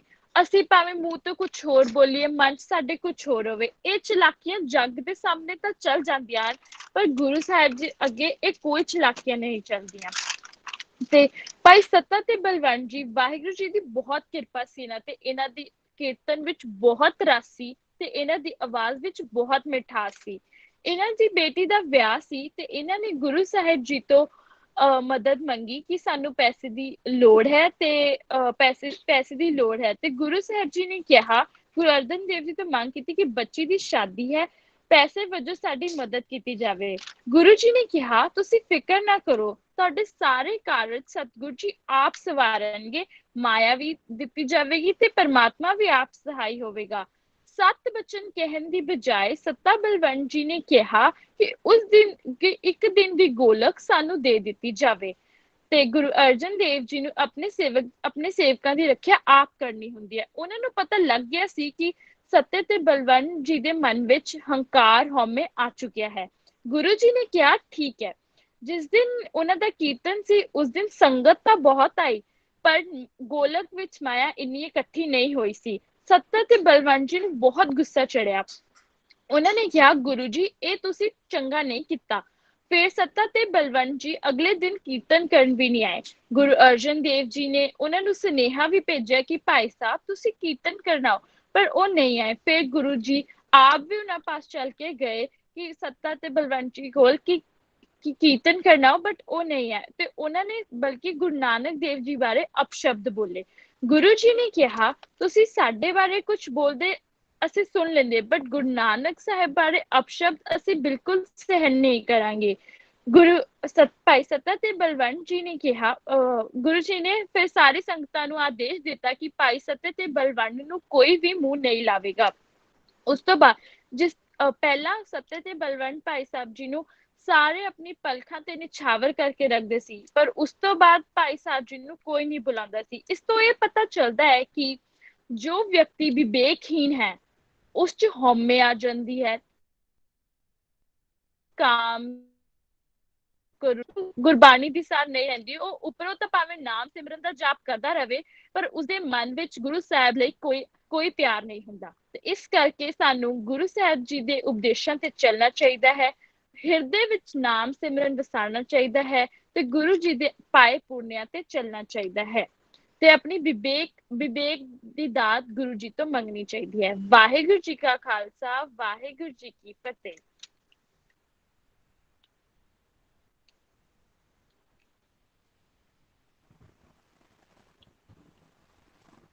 ਪ੍ਰਭਜੋਤ ਮੈਮ, ਤੁਹਾਡਾ ਮਾਈਕ ਅਨਮਿਊਟ ਕਰ ਲਓ, ਤੁਹਾਡੀ ਆਵਾਜ਼ ਨਹੀਂ ਆ ਰਹੀ। ਹੈਲੋ, ਮੇਰੀ ਆਵਾਜ਼ ਆ ਰਹੀ ਹੈ ਜੀ? ਹਾਂਜੀ, ਆ ਰਹੀ ਹੈ ਜੀ ਤੁਹਾਡੀ ਆਵਾਜ਼। ਵਾਹਿਗੁਰੂ ਜੀ ਕਾ ਖਾਲਸਾ, ਵਾਹਿਗੁਰੂ ਜੀ ਕੀ ਫਤਿਹ। ਹਰਮਨਜੋਤ ਕੌਰ ਨੇ ਬਹੁਤ ਹੀ ਵਧੀਆ ਤਰੀਕੇ ਦੇ ਨਾਲ ਸਾਨੂੰ ਸਮਝਾਇਆ ਹੈ ਕਿ ਸਾਨੂੰ ਵਿਵੇਕ ਦਾਨ ਕਿਉਂ ਮੰਗਣਾ ਚਾਹੀਦਾ ਹੈ ਤੇ ਵਿਵੇਕ ਦਾਨ ਕੀ ਹੁੰਦਾ ਹੈ। ਮੈਂ ਇੱਕ ਗੱਲ ਕਹਿਣੀ ਹੈ ਇਸ ਸਾਖੀ ਦੇ ਬਾਰੇ, ਜਿਹੜੀ ਬੱਚੀ ਹਰਮਨਜੋਤ ਕੌਰ ਸੁਣਾਈ ਹੈ। ਉਹਦੇ ਵਿੱਚ ਇਹਨੇ ਜੋ ਸਾਖੀ ਸੁਣਾਈ ਹੈ ਕਿ ਉਹਨਾਂ ਦੇ ਅੰਦਰ ਹਉਮੈ ਆ ਗਈ ਸੀ। ਇਹ ਇੱਕ ਪਹਿਚਾਨ ਹੈ। ਜੇ ਕਿਸੇ ਬੰਦੇ ਦੇ ਅੰਦਰ ਕਾਮ, ਕ੍ਰੋਧ, ਲੋਭ, ਮੋਹ, ਹੰਕਾਰ ਹੈ ਤਾਂ ਇਹ ਸਮਝਣਾ ਚਾਹੀਦਾ ਹੈ ਕਿ ਉਹਦੇ ਅੰਦਰ ਵਿਵੇਕ ਬੁੱਧੀ ਨਹੀਂ ਹੈ। ਜੇ ਕਿਸੇ ਦੇ ਅੰਦਰ ਵਿਵੇਕ ਬੁੱਧੀ ਨਹੀਂ ਹੁੰਦੀ ਤਾਂ ਉਸ ਦੇ ਮਨ ਦੇ ਵਿੱਚ ਵਿਕਾਰ ਪੈਦਾ ਹੁੰਦੇ ਹਨ। ਤੇ ਇਸ ਕੇਸ ਦੇ ਵਿੱਚ ਸੱਤੇ ਤੇ ਬਲਵੰਡ ਨੂੰ ਜਿਹੜਾ ਵਿਕਾਰ ਉਹਨਾਂ ਦੇ ਅੰਦਰ ਪ੍ਰਵੇਸ਼ ਕੀਤਾ, ਵਿਵੇਕ ਬੁੱਧੀਹੀਨ ਹੋਣ ਕਰਕੇ, ਉਹ ਸੀ ਹੰਕਾਰ। ਜਦੋਂ ਉਹਨਾਂ ਨੇ ਹੰਕਾਰ ਕੀਤਾ ਤਾਂ ਗੁਰੂ ਸਾਹਿਬ ਨੇ ਉਹਨਾਂ ਨੂੰ ਦੁਰਕਾਰ ਦਿੱਤਾ। ਸੰਗਤ ਨੇ ਉਹਨਾਂ ਨੂੰ ਬਿਲਕੁਲ ਨਹੀਂ ਪੁੱਛਿਆ। ਪਰ ਇਸ ਦੇ ਬਾਅਦ ਵੀ ਕੰਟੀਨਿਊਡ ਹੈ ਸਾਖੀ ਕਿ ਉਹਨਾਂ ਨੂੰ ਅਹਿਸਾਸ ਹੋ ਗਿਆ ਕਿ ਜੋ ਅਸੀਂ ਸੋਚਦੇ ਸੀ ਕਿ ਸ਼ਾਇਦ ਸੰਗਤ ਸਾਡਾ ਕੀਤਾ ਹੋਇਆ ਕੀਰਤਨ ਸੁਣ ਕੇ ਹੀ ਇਕੱਠੀ ਹੁੰਦੀ ਹੈ ਅਤੇ ਸਾਡੇ ਰਾਗ ਵਿਦਿਆ ਨੂੰ ਉਹ ਪ੍ਰਣਾਮ ਕਰਦੇ ਹੋਏ ਗੋਲਕ ਵਿੱਚ ਮਾਇਆ ਪਾਉਂਦੀ ਹੈ, ਇਹ ਗੱਲ ਸਹੀ ਨਹੀਂ ਹੈ। ਜਦੋਂ ਉਹਨਾਂ ਨੂੰ ਇਹ ਅਹਿਸਾਸ ਹੋ ਗਿਆ ਤਾਂ ਉਹਨਾਂ ਦਾ ਅੰਦਰਲਾ ਸੁੱਤਾ ਜਾਗ ਪਿਆ ਅਤੇ ਉਹਨਾਂ ਦੇ ਅੰਦਰ ਵਿਵੇਕ ਬੁੱਧੀ ਦਾ ਕਹਿ ਲਓ ਪ੍ਰਵੇਸ਼ ਹੋ ਗਿਆ ਜਾਂ ਜਾਗ ਪਈ ਤੇ ਉਹਨਾਂ ਨੂੰ ਇਸ ਗੱਲ ਦੀ ਸਮਝ ਆ ਗਈ ਕਿ ਅਸੀਂ ਕੁਝ ਨਹੀਂ ਹਾਂ। ਜੋ ਵੀ ਅਸੀਂ ਕੀਰਤਨ ਕਰਦੇ ਹਾਂ ਜਾਂ ਜੋ ਵੀ ਸਾਡੀ ਕੀਰਤਨ ਕਰਨ ਕਰਕੇ ਸੰਗਤ ਦੇ ਵਿੱਚ ਇੱਜ਼ਤ ਹੈ, ਇਹ ਸਾਡੀ ਰਾਗ ਵਿਦਿਆ ਜਾਂ ਸਾਡੇ ਕੀਰਤਨ ਕਰਨ ਜਾਂ ਸਾਡੀ ਸੋਹਣੀ ਆਵਾਜ਼ ਕਾਰਨ ਨਹੀਂ ਹੈ, ਇਹ ਗੁਰਬਾਣੀ ਗਾਇਨ ਕਰਨ ਕਾਰਨ ਹੈ। ਉਹ ਗੁਰਬਾਣੀ ਜਿਹੜੀ ਸਾਰੇ ਗੁਰੂਆਂ ਨੇ ਆਪ ਪਰਮਾਤਮਾ ਵੱਲੋਂ ਆਈ ਹੋਈ ਸਾਡੇ ਸਾਹਮਣੇ ਲੈ ਕੇ ਆਂਦੀ ਸੀ। ਇਹ ਇੱਜ਼ਤ ਸਾਡੀ ਗੁਰਬਾਣੀ ਕਰਕੇ ਹੈ, ਸਾਡੇ ਆਰਟ ਕਰਕੇ ਨਹੀਂ। ਭਾਵ ਕਹਿਣ ਦਾ ਇਹ ਹੈ ਕਿ ਸਾਡੀ ਨੌਲੇਜ ਕਰਕੇ ਨਹੀਂ ਹੈ, ਸਾਡੇ ਗਿਆਨ ਕਰਕੇ ਸਾਡੀ ਇੱਜ਼ਤ ਨਹੀਂ ਹੈ। ਜੇ ਗੁਰੂ ਜੀ ਨੇ ਸਾਨੂੰ ਗੁਰਬਾਣੀ ਦਾ ਗਿਆਨ ਬਖਸ਼ਿਆ ਹੈ ਤੇ ਉਹ ਗੁਰਬਾਣੀ ਦੀ ਇੱਜ਼ਤ ਕਰਕੇ ਸਾਡੀ ਇੱਜ਼ਤ ਹੈ। ਜਦੋਂ ਉਹਨਾਂ ਦੀ ਬੁੱਧੀ ਵਿਵੇਕ ਬੁੱਧੀ ਬਣ ਗਈ ਤੇ ਉਹਨਾਂ ਨੂੰ ਇਸ ਗੱਲ ਦੀ ਸਮਝ ਆ ਗਈ ਤਾਂ ਉਹਨਾਂ ਨੇ ਗੁਰੂ ਸਾਹਿਬ ਕੋਲੋਂ ਮਾਫੀ ਮੰਗੀ। ਤੇ ਜਦੋਂ ਗੁਰੂ ਸਾਹਿਬ ਕੋਲੋਂ ਉਹਨਾਂ ਨੇ ਮਾਫੀ ਮੰਗੀ ਤਾਂ ਗੁਰੂ ਸਦਾ ਬਖਸ਼ਿੰਦ ਹੈ ਤੇ ਗੁਰੂ ਜੀ ਨੇ ਉਹਨਾਂ ਨੂੰ ਬਖਸ਼ ਦਿੱਤਾ। ਉਹਨਾਂ ਨੇ ਫਿਰ ਇੱਕ ਵਾਰ ਉਚਾਰਨ ਕੀਤੀ ਜਿਹੜੀ ਕਿ ਰਾਮਕਲੀ ਰਾਗ ਦੇ ਵਿੱਚ ਹੈ, ਜਿਹੜੀ ਕਿ ਅਸੀਂ ਰੋਜ਼ ਪੜ੍ਹਦੇ ਹਾਂ। ਰਾਮਕਲੀ ਕੀ ਵਾਰ ਸੱਤੇ ਬਲਵੰਡ ਤਥੈ ਡੂਮ ਆਖੀ। ਉਹ ਵਾਰ ਜੋ ਉਹਨਾਂ ਨੇ ਉਚਾਰੀ, ਜਦੋਂ ਉਹਨਾਂ ਨੇ ਵਿਵੇਕ ਬੁੱਧੀ ਉਹਨਾਂ ਵਿੱਚ ਉਤਪੰਨ ਹੋਈ, ਉਹਨਾਂ ਨੇ ਉਹ ਵਾਰ ਉਚਾਰਨ ਕੀਤੀ ਤਾਂ ਉਸੇ ਵਾਰ ਨੂੰ ਗੁਰੂ ਗ੍ਰੰਥ ਸਾਹਿਬ ਵਿੱਚ ਗੁਰੂ ਸਾਹਿਬ ਜੀ ਨੇ ਸਥਾਨ ਦਿੱਤਾ। ਇਸ ਤਰ੍ਹਾਂ ਸੱਤੇ ਤੇ ਬਲਵੰਡ ਨੂੰ ਵੀ ਉਹਨਾਂ ਨੇ ਉਹ ਮਾਨ ਦਿੱਤਾ ਜੋ ਕਿ ਸੰਤਾਂ ਅਤੇ ਹੋਰ ਭਗਤਾਂ ਨੂੰ ਗੁਰੂ ਗ੍ਰੰਥ ਸਾਹਿਬ ਵਿੱਚ ਮਿਲਿਆ ਸੀ। ਇਸ ਤੋਂ ਇਹ ਪਤਾ ਲੱਗਦਾ ਹੈ ਕਿ ਜੇ ਅਸੀਂ ਵਿਵੇਕ ਬੁੱਧੀ ਦੇ ਧਾਰਨੀ ਹੋ ਕੇ ਗੁਰੂ ਸਾਹਿਬ ਦੇ ਅੱਗੇ ਨਤਮਸਤਕ ਹੋਵਾਂਗੇ ਤਾਂ ਗੁਰੂ ਸਾਹਿਬ ਹਮੇਸ਼ਾ ਬਖਸ਼ਿੰਦ ਹਨ, ਸਾਡੇ ਵਿਕਾਰਾਂ ਨੂੰ ਦੂਰ ਕਰਕੇ ਸਾਨੂੰ ਉਹ ਮਾਨ ਬਖਸ਼ਣਗੇ। ਇਹ ਹੈ ਨਤੀਜਾ ਵਿਵੇਕ ਬੁੱਧੀ ਧਾਰਨ ਕਰਨ ਦਾ, ਜੋ ਕਿ ਸਾਨੂੰ ਇਸ ਸਾਖੀ ਤੋਂ ਸਿੱਖਿਆ ਮਿਲਦੀ ਹੈ। ਤੋ ਮੈਂ ਦੱਸਣਾ ਚਾਹੁੰਦੀ ਹਾਂ ਕਿ ਵਿਵੇਕ ਬੁੱਧੀ ਜਿਸ ਦੇ ਅੰਦਰ ਹੋਏਗੀ ਉਸ ਨੂੰ ਇਸ ਦੁਨੀਆ ਵਿੱਚ ਵੀ ਮਾਨ ਮਿਲੇਗਾ ਤੇ ਗੁਰੂ ਜੀ ਵੀ ਉਸ ਨੂੰ ਮਾਨ ਦੇਣਗੇ। ਤੇ ਇੱਕ ਹੁੰਦਾ ਵਰਡ ਨੌਲੇਜ, ਇੱਕ ਹੁੰਦਾ ਵਿਜ਼ਡਮ। ਨੌਲੇਜ ਹੁੰਦੀ ਹੈ ਗਿਆਨ। ਅਸੀਂ ਕਿਤਾਬਾਂ ਤੋਂ ਗਿਆਨ ਧਾਰਨ ਕਰ ਲੈਂਦੇ ਹਾਂ, ਉਹਨਾਂ ਨੂੰ ਰੱਟਾ ਮਾਰ ਲੈਂਦੇ ਹਾਂ, ਵੇਦ ਵੀ ਪੜ੍ਹ ਲੈਂਦੇ ਹਾਂ, ਹੋਰ ਕਈ ਗ੍ਰੰਥ ਵੀ ਪੜ੍ਹ ਲੈਂਦੇ ਹਾਂ, ਬੜੀ ਨੌਲੇਜ ਗੇਨ ਕਰ ਲੈਂਦੇ ਹਾਂ। ਪਰ ਇੱਕ ਚੀਜ਼ ਹੁੰਦੀ ਹੈ ਵਿਜ਼ਡਮ। ਵਿਜ਼ਡਮ ਹੁੰਦੀ ਹੈ ਸਿਆਣਪ। ਇਹ ਜ਼ਰੂਰੀ ਨਹੀਂ ਹੈ ਕਿ ਅਸੀਂ ਬਹੁਤ ਗਿਆਨ ਪ੍ਰਾਪਤ ਕਰ ਲਈਏ ਤੇ ਅਸੀਂ ਉਹਨਾਂ ਤੋਂ ਸਿੱਖਿਆ ਲੈ ਕੇ ਅਸੀਂ ਵਾਈਜ਼ ਬਣ ਜਾਵਾਂਗੇ। ਭਾਵੇਂ ਅਸੀਂ ਥੋੜਾ ਹੀ ਗਿਆਨ ਸਾਡੇ ਕੋਲ ਹੋਏ, ਪਰ ਅਸੀਂ ਸਿੱਖਿਆ ਲੈ ਕੇ ਜਦੋਂ ਵਾਈਜ਼ ਬਣਦੇ ਹਾਂ ਤਾਂ ਉਸ ਨੂੰ ਕਿਹਾ ਜਾਂਦਾ ਹੈ ਵਿਵੇਕ ਬੁੱਧੀ। ਆਪਣੀ ਬੁੱਧੀ ਨੂੰ ਅਸੀਂ ਯੂਜ਼ ਕਰਕੇ ਜਦੋਂ ਉਹਦੇ ਆਪਣੇ ਗਿਆਨ ਦੇ ਵਿੱਚੋਂ ਚੰਗੀਆਂ ਗੱਲਾਂ ਨੂੰ ਅਸੀਂ ਧਾਰਨ ਕਰਦੇ ਹਾਂ ਤਾਂ ਉਸ ਨੂੰ ਕਿਹਾ ਜਾਂਦਾ ਹੈ ਵਿਵੇਕ ਬੁੱਧੀ। ਆਪਾਂ ਨੂੰ ਪਤਾ ਹੈ ਕਿ ਰਾਵਣ ਜਿਹੜਾ ਹੈ ਉਹ ਕਿੰਨੇ ਵੇਦਾਂ ਦਾ ਗਿਆਤਾ ਸੀ, ਬਹੁਤ ਵਿਦਵਾਨ ਸੀ, ਪਰ ਗੁਰਬਾਣੀ ਵਿੱਚ ਰਾਵਣ ਨੂੰ ਕੀ ਲਿਖਿਆ? ਮੂਰਖ। ਰਾਵਣ ਮੂਰਖ ਰਾਵਣ ਕਿਆ ਲੈ ਗਿਆ? ਉਸਨੂੰ ਮੂਰਖ ਦੀ ਪਦਵੀ ਦਿੱਤੀ ਹੈ। ਇਸ ਲਈ ਬਹੁਤਾ ਗਿਆਨ ਹੋਣਾ, ਦੁਨਿਆਵੀ ਗਿਆਨ ਪ੍ਰਾਪਤ ਕਰਨਾ ਜੋ ਹੈ ਉਹ ਵਿਜ਼ਡਮ ਦੀ ਨਿਸ਼ਾਨੀ ਨਹੀਂ ਹੈ। ਬਹੁਤ ਗਿਆਨਵਾਨ ਬੰਦਾ ਵੀ ਮੂਰਖ ਹੋ ਸਕਦਾ ਹੈ ਅਤੇ ਬਹੁਤ ਘੱਟ ਗਿਆਨ ਵਾਲਾ ਬੰਦਾ ਵੀ ਵਾਈਜ਼ ਹੋ ਸਕਦਾ ਹੈ। ਮਤਲਬ ਇਹ ਨਹੀਂ ਕਿ ਆਪਾਂ ਨੇ ਗਿਆਨ ਲੈਣਾ ਨਹੀਂ, ਭਾਵ ਇਹ ਹੈ ਕਿ ਗਿਆਨ ਲੈ ਕੇ ਉਹਦੇ ਵਿੱਚੋਂ ਅਸੀਂ ਚੰਗੇ ਗੁਣ ਧਾਰਨ ਕਰਨੇ ਹਨ ਆਪਣੀ ਵਿਵੇਕ ਬੁੱਧੀ ਦੀ ਵਰਤੋਂ ਕਰਕੇ। ਪਰ ਇੱਕ ਗੱਲ ਇਹ ਬਹੁਤ ਜ਼ਰੂਰੀ ਜਾਣਨ ਵਾਲੀ ਹੈ ਕਿ ਵਿਵੇਕ ਬੁੱਧੀ ਦੀ ਵਰਤੋਂ ਕਰਨੀ ਵੀ ਸਾਨੂੰ ਤਾਂ ਹੀ ਆਏਗੀ ਜੇਕਰ ਸਾਨੂੰ ਗੁਰੂ ਸਾਹਿਬ ਸਾਡੇ ਸਿਰ ਤੇ ਮਿਹਰ ਭਰਿਆ ਆਪਣਾ ਹੱਥ ਟਿਕਾਣਗੇ। ਇਸੇ ਕਰਕੇ ਸਿੱਖ ਨੂੰ ਹਦਾਇਤ ਕੀਤੀ ਗਈ ਹੈ ਕਿ ਅਰਦਾਸ ਦੇ ਵਿੱਚ ਉਹ ਹਰ ਰੋਜ਼ ਇਹ ਦਾਨ ਮੰਗੇ, ਜਿਹੜਾ ਕਿ ਸਿੱਖਾਂ ਨੂੰ ਅਸੀਂ ਕਹਿੰਦੇ ਹਾਂ ਸਿੱਖੀ ਦਾਨ, ਕੇਸ ਦਾਨ, ਰਹਿਤ ਦਾਨ, ਵਿਵੇਕ ਦਾਨ। ਵਿਵੇਕ ਦਾਨ, ਵਿਵੇਕ ਦਾ ਮਤਲਬ ਜਿਵੇਂ ਹਰਮਨਜੋਤ ਨੇ ਦੱਸਿਆ ਸੀ, ਬਿਬ ਮੈਨੇ ਦੋ ਤੇ ਏਕ ਮੈਨੇ ਇੱਕ। ਡੁਐਲਿਟੀ, ਸਾਡੇ ਮਨ ਦੀ ਡੁਐਲਿਟੀ, ਜਿਹੜੇ ਦੋ ਵਿਚਾਰ ਆਉਂਦੇ ਨੇ, ਦੁਬਿਧਾਵਾਂ ਆਉਂਦੀਆਂ ਨੇ, ਇਸ ਪਾਸੇ ਜਾਈਏ ਜਾਂ ਉਸ ਪਾਸੇ ਜਾਈਏ, ਸਾਨੂੰ ਸਮਝ ਨਹੀਂ ਲੱਗਦੀ। ਜਦੋਂ ਅਸੀਂ ਆਪਣੀ ਵਿਵੇਕ ਬੁੱਧੀ ਦੀ ਵਰਤੋਂ ਕਰਦੇ ਹਾਂ ਤੇ ਉਹਦੇ ਵਿੱਚੋਂ ਅਸੀਂ ਇੱਕ ਰਾਹ ਚੁਣ ਸਕਦੇ ਹਾਂ। ਉਹਨੂੰ ਕਹਿੰਦੇ ਨੇ ਵਿਵੇਕ ਬੁੱਧੀ ਜਾਂ ਇਸੇ ਨੂੰ ਕਹਿੰਦੇ ਨੇ ਵਿਵੇਕ ਦਾਨ। ਜਦੋਂ ਅਸੀਂ ਕੋਈ ਵੀ ਕੰਮ ਕਰਨਾ ਹੈ ਸਾਨੂੰ ਉਹਦੇ ਪੋਜ਼ਿਟਿਵ ਨੈਗੇਟਿਵ ਐਸਪੈਕਟ ਸਾਨੂੰ ਪਤਾ ਹੋਣਗੇ ਤਾਂ ਅਸੀਂ ਫੈਸਲਾ ਲੈ ਸਕਾਂਗੇ। ਕਈ ਵਾਰੀ ਕੋਈ ਇਹੋ ਜਿਹੇ ਮੌਕੇ ਆਉਂਦੇ ਨੇ ਜਿੱਥੇ ਸਾਨੂੰ ਸਮਝ ਹੀ ਨਹੀਂ ਆਉਂਦੀ ਕਿ ਇਹ ਮਾਰਗ ਠੀਕ ਹੈ ਕਿ ਉਹ ਮਾਰਗ ਠੀਕ ਹੈ, ਤਾਂ ਉਸ ਵੇਲੇ, ਵੈਸੇ ਤਾਂ ਹਮੇਸ਼ਾ ਹੀ, ਪਰ ਉਸ ਵੇਲੇ ਖਾਸ ਤੌਰ ਤੇ ਜਦੋਂ ਵੀ ਅਸੀਂ ਕੋਈ ਫੈਸਲਾ ਕਰਦੇ ਹਾਂ ਤਾਂ ਉਸ ਨੂੰ ਤੁਸੀਂ ਐਨਾਲਿਸਿਸ ਕਰੋ ਕਿ ਇਹ ਜੋ ਅਸੀਂ ਫੈਸਲਾ ਲਿਆ ਹੈ ਕਿ ਇਹ ਗੁਰਬਾਣੀ ਦੇ ਅਸੂਲਾਂ ਦੇ ਮੁਤਾਬਕ ਠੀਕ ਹੈ। ਗੁਰਬਾਣੀ ਸਾਨੂੰ ਕੀ ਕਹਿੰਦੀ ਹੈ, ਅਸੀਂ ਕੀ ਕਰਨਾ ਹੈ। ਜਿਵੇਂ ਇਹਨੇ ਕਿਹਾ ਕਿ ਕਿਸੇ ਨੂੰ ਸ਼ਰਾਬ ਦੀ ਫੈਕਟਰੀ ਦੇ ਵਿੱਚ ਨੌਕਰੀ ਮਿਲੇ ਤਾਂ ਕੀ ਉਹ ਲਏਗਾ ਜਾਂ ਨਹੀਂ ਲਏਗਾ? ਅਸੀਂ ਕਿਸ ਤਰੀਕੇ ਨਾਲ ਡਿਸਾਈਡ ਕਰਨਾ ਹੈ? ਦੁਨਿਆਵੀ ਫਾਇਦੇ ਤਾਂ ਬਹੁਤ ਨੇ ਉਸਦੇ, ਚਲੋ ਤਨਖਾਹ ਮਿਲ ਜਾਏਗੀ, ਤੁਹਾਡਾ ਫਿਊਚਰ ਪ੍ਰੋਫੈਸ਼ਨ ਬਹੁਤ ਵਧੀਆ ਹੋ ਜਾਏਗਾ, ਲੇਕਿਨ ਆਪਾਂ ਗੁਰਬਾਣੀ ਤੋਂ ਅਗਵਾਈ ਲੈਣੀ ਹੈ। ਇਹੋ ਜਿਹੇ ਮੌਕੇ ਤੇ ਜੇ ਸਾਨੂੰ ਸਮਝ ਨਾ ਆਵੇ, ਸਾਡਾ ਮਨ ਡੋਲ ਜਾਵੇ, ਅਸੀਂ ਕਦੇ ਗਲਤ ਸਟੈਪ ਵੱਲ ਤੁਰ ਪੈਣ ਦੇ ਵਾਲੇ ਕਦਮ ਉਠਾਉਣ ਵੱਲ ਸੋਚ ਲਈਏ ਤਾਂ ਅਸੀਂ ਗਲਤ ਪਾਸੇ ਚਲੇ ਜਾਵਾਂਗੇ। ਇਸ ਲਈ ਜਦੋਂ ਵੀ ਅਸੀਂ ਕੋਈ ਫੈਸਲਾ ਕਰਨਾ ਹੈ, ਫੈਸਲਾ ਲੈ ਕੇ ਸੈਲਫ ਐਨਾਲਿਸਿਸ ਕਰੋ। ਸੈਲਫ ਐਨਾਲਿਸਿਸ ਕਿਸ ਬੇਸ ਤੇ ਕਰਨਾ? ਗੁਰਬਾਣੀ ਦੇ ਬੇਸ ਤੇ। ਗੁਰਬਾਣੀ ਸਾਨੂੰ ਕੀ ਕਹਿੰਦੀ ਹੈ, ਕੀ ਅਸੀਂ ਇਹ ਕੰਮ ਕਰਨਾ ਹੈ ਕਿ ਨਹੀਂ ਕਰਨਾ, ਫਿਰ ਬਲਾਈਂਡਲੀ ਫੋਲੋ ਕਰੋ। ਗੁਰਬਾਣੀ ਨੇ ਜੋ ਕਿਹਾ ਜੇ ਅਸੀਂ ਉਹ ਕਰਾਂਗੇ ਤਾਂ ਸਾਨੂੰ ਹਮੇਸ਼ਾ ਯਾਦ ਰੱਖਣਾ ਚਾਹੀਦਾ ਹੈ ਕਿ ਅਸੀਂ ਕਦੇ ਵੀ ਕੋਈ ਗਲਤ ਸਟੈਪ ਨਹੀਂ ਲਵਾਂਗੇ ਅਤੇ ਜ਼ਿੰਦਗੀ ਦੇ ਹਰ ਖੇਤਰ ਦੇ ਵਿੱਚ ਸਾਨੂੰ ਸਫਲਤਾ ਮਿਲੇਗੀ ਜੇ ਅਸੀਂ ਆਪਣੇ ਫੈਸਲੇ ਜੋ ਨੇ ਬਾਣੀ ਦੇ ਅਨੁਕੂਲ ਲਵਾਂਗੇ। ਵਿਵੇਕ ਬੁੱਧੀ ਕੁਛ ਤਾਂ ਅੰਦਰੋਂ ਸਾਡੀ ਹਰ ਇੱਕ ਬੰਦੇ ਦਾ ਆਪਣਾ ਆਪਣਾ IQ ਹੁੰਦਾ ਹੈ, ਉਹਦੇ ਹਿਸਾਬ ਨਾਲ ਉਹ ਡਿਸਾਈਡ ਕਰਦਾ ਹੈ।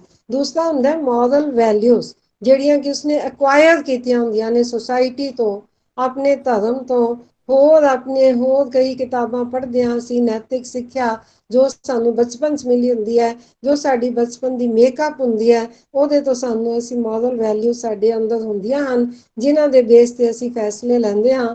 ਪਰ ਫਿਰ ਵੀ ਬਹੁਤ ਵਾਰੀ, ਅਨੇਕਾਂ ਵਾਰੀ ਅਜਿਹੇ ਮੌਕੇ ਆ ਜਾਂਦੇ ਨੇ ਜਦੋਂ ਸਾਡੇ ਮਨ ਦੇ ਵਿੱਚ ਬੜੀ ਦੁਬਿਧਾ ਹੁੰਦੀ ਹੈ ਕਿ ਇਹ ਕੰਮ ਠੀਕ ਹੈ, ਗਲਤ ਹੈ, ਮੈਨੂੰ ਕਰਨਾ ਚਾਹੀਦਾ ਕਿ ਨਹੀਂ ਕਰਨਾ ਚਾਹੀਦਾ।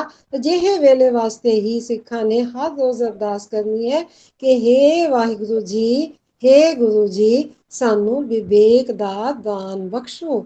ਅਜਿਹਾ ਦਾਨ ਬਖਸ਼ੋ ਕਿ ਅਸੀਂ ਆਪਣੀ ਵਿਵੇਕ ਬੁੱਧੀ ਦੀ ਵਰਤੋਂ ਕਰਕੇ ਸੱਚ ਵਾਲੇ ਪਾਸੇ ਚੱਲ ਸਕੀਏ। ਸਾਨੂੰ ਤਾਂ ਇਹ ਸਿਖਾਇਆ ਹੀ ਇਹ ਗਿਆ ਹੈ ਕਿ ਕਿਵ ਸਚਿਆਰਾ ਹੋਈ ਹੈ, ਕਿਵ ਕੂੜਾ ਟੁੱਟੇ ਪਾਲ। ਅਸੀਂ ਹਮੇਸ਼ਾ ਸਚਿਆਰ ਬਣਨਾ ਹੈ, ਸਚਿਆਰ ਬਣ ਕੇ ਹੀ ਆਪਣਾ ਹਰ ਇੱਕ ਕੰਮ ਕਰਨਾ ਹੈ। ਇਸ ਲਈ ਸਚਿਆਰ ਬਣਨ ਵਾਸਤੇ ਸਾਨੂੰ ਗੁਰਬਾਣੀ ਤੋਂ ਸੇਧ ਲੈ ਕੇ ਵਿਵੇਕ ਬੁੱਧੀ ਦੀ ਵਰਤੋਂ ਕਰਨੀ ਚਾਹੀਦੀ ਹੈ। ਤੇ ਹਰ ਰੋਜ਼ ਜਦੋਂ ਅਸੀਂ ਅਰਦਾਸ ਕਰਦੇ ਹਾਂ ਤਾਂ ਅਸੀਂ ਐਵੇਂ ਹੀ ਨਾ ਪੜ੍ਹ ਜਾਈਏ, ਰੱਟਾ ਮਾਰਿਆ ਹੁੰਦਾ, ਅਰਦਾਸ ਪੜ੍ਹੀ ਜਾਂਦੇ ਹਾਂ, ਸਿੱਖਾਂ ਨੂੰ ਸਿੱਖੀ ਦਾਨ, ਕੇਸ ਦਾਨ, ਰਹਿਤ ਦਾਨ, ਸੋਚਦੇ ਹੀ ਨਹੀਂ ਕਿ ਅਸੀਂ ਕੀ ਬੋਲ ਰਹੇ ਹਾਂ। ਸੱਚੇ ਦਿਲੋਂ ਅਸੀਂ ਪਰਮਾਤਮਾ ਜੀ ਕੋਲੋਂ ਵਿਵੇਕ ਬੁੱਧੀ ਦੀ ਦਾਤ ਹਰ ਰੋਜ਼ ਮੰਗੀਏ ਤਾਂ ਕਦੇ ਹੋ ਹੀ ਨਹੀਂ ਸਕਦਾ ਕਿ ਅਸੀਂ ਜ਼ਿੰਦਗੀ ਦੇ ਵਿੱਚ ਕੋਈ ਗਲਤ ਸਟੈਪ ਚੁੱਕੀਏ। ਅਸੀਂ ਹਮੇਸ਼ਾ ਠੀਕ ਪਾਸੇ ਹੀ ਜਾਵਾਂਗੇ, ਭਾਵੇਂ ਦੁਨੀਆ ਨੂੰ ਦੇਖਣ ਵਾਲਿਆਂ ਨੂੰ ਲੱਗੇ ਕਿ ਇਹਨੇ ਆਪਣਾ ਨੁਕਸਾਨ ਕਰ ਲਿਆ ਹੈ, ਇਹਨੂੰ ਤਾਂ ਕੋਈ ਸਮਝ ਹੀ ਨਹੀਂ ਹੈ, ਇਹ ਤਾਂ ਬਹੁਤ ਹੀ ਬੁੱਧੂ ਹੈ। ਪਰ ਅਸਲ ਦੇ ਵਿੱਚ ਉਹਨਾਂ ਨੂੰ ਹੀ ਸਮਝ ਨਹੀਂ ਹੁੰਦੀ ਕਿ ਕਿਹੜਾ ਕੰਮ ਠੀਕ ਹੈ ਤੇ ਕਿਹੜਾ ਗਲਤ ਹੈ। ਮਾਇਆ ਦੇ ਪਿੱਛੇ ਲੱਗ ਕੇ ਅਸੀਂ ਆਪਣੀ ਬੁੱਧੀ ਨੂੰ ਭ੍ਰਿਸ਼ਟ ਕਰ ਲੈਂਦੇ ਹਾਂ, ਜਦੋਂ ਕਿ ਅਸੀਂ ਗੁਰਬਾਣੀ ਦੇ ਵੱਲ ਆਪਣੀ ਬੁੱਧੀ ਨੂੰ ਲਗਾਵਾਂਗੇ ਤਾਂ ਸਾਡੀ ਵਿਵੇਕ ਬੁੱਧੀ ਜੋ ਹੈ ਸਾਨੂੰ ਹਮੇਸ਼ਾ ਠੀਕ ਪਾਸੇ ਵੱਲ ਗਾਈਡ ਕਰੇਗੀ। ਮੈਂ ਇੰਨਾ ਹੀ ਕਹਿਣਾ ਚਾਹੁੰਦੀ ਹਾਂ। ਬਾਕੀ ਹਰਮਨਜੋਤ ਕੌਰ ਸ਼ਾਬਾਸ਼, ਤੁਸੀਂ ਬਹੁਤ ਅੱਛੀ ਤਿਆਰੀ ਕੀਤੀ ਹੈ ਤੇ ਆਸ ਕਰਦੀ ਹਾਂ ਕਿ ਅੱਗੋਂ ਵੀ ਜਦੋਂ ਅਸੀਂ ਤੁਹਾਨੂੰ ਕੋਈ ਕਹਾਂਗੇ ਤਿਆਰੀ ਕਰਕੇ ਬੋਲਣ ਵਾਸਤੇ ਤਾਂ ਤੁਸੀਂ ਜ਼ਰੂਰ ਹੀ ਇੱਥੇ ਭਾਗ ਲਵੋਗੇ। ਤੇ ਮੈਂ ਇਹ ਵੀ ਬੇਨਤੀ ਕਰਦੀ ਹਾਂ ਕਿ ਇਸ ਕਲਾਸ ਨੂੰ ਤੁਸੀਂ ਰੈਗੂਲਰ ਆਪਣਾ ਇੱਕ ਅੰਗ ਬਣਾ ਲਓ। ਗੁਰਸਿੱਖ ਬਾਲ ਸਭਾ ਦੇ ਮੈਂਬਰ ਹੋ ਤੇ ਸਹਿਜ ਪਾਠ ਗਰੁੱਪ ਦੇ ਵੀ ਤੁਸੀਂ ਮੈਂਬਰ ਹੋ, ਹੋਰਾਂ ਨੂੰ ਵੀ ਪ੍ਰੇਰੋ ਤਾਂ ਕਿ ਬਾਕੀ ਬੱਚੇ ਵੀ ਇਸ ਤੋਂ ਲਾਭ ਉਠਾ ਸਕਣ। ਵਾਹਿਗੁਰੂ ਜੀ ਕਾ ਖਾਲਸਾ, ਵਾਹਿਗੁਰੂ ਜੀ ਕੀ ਫਤਿਹ। ਜੀ ਫਤਿਹ। ਬੱਚਿਓ, ਚਾਂਸ ਹੈ ਪਿਛਲੇ ਹਫਤੇ ਅਸੀਂ ਸਾਡੇ ਵੀਰ ਅਵਨੀਤ ਸਿੰਘ ਜੀ ਬੋਲੇ ਸੀ ਦੁਬਿਧਾ ਤੇ, ਦੂਜਾ ਭਾਉ ਤੇ। ਦੂਜਾ ਭਾਉ ਕੀ ਹੁੰਦਾ ਕਿ ਆਪਣੇ ਦੂਸਰੇ ਦਾ ਭਾਉ ਰੱਖਣਾ, ਦੁਬਿਧਾ ਵਿੱਚ ਰਹਿਣਾ। ਸੋ ਤੇ ਅੱਜ ਅਸੀਂ ਗੱਲ ਕੀਤੀ ਹੈ ਵਿਵੇਕ ਤੇ।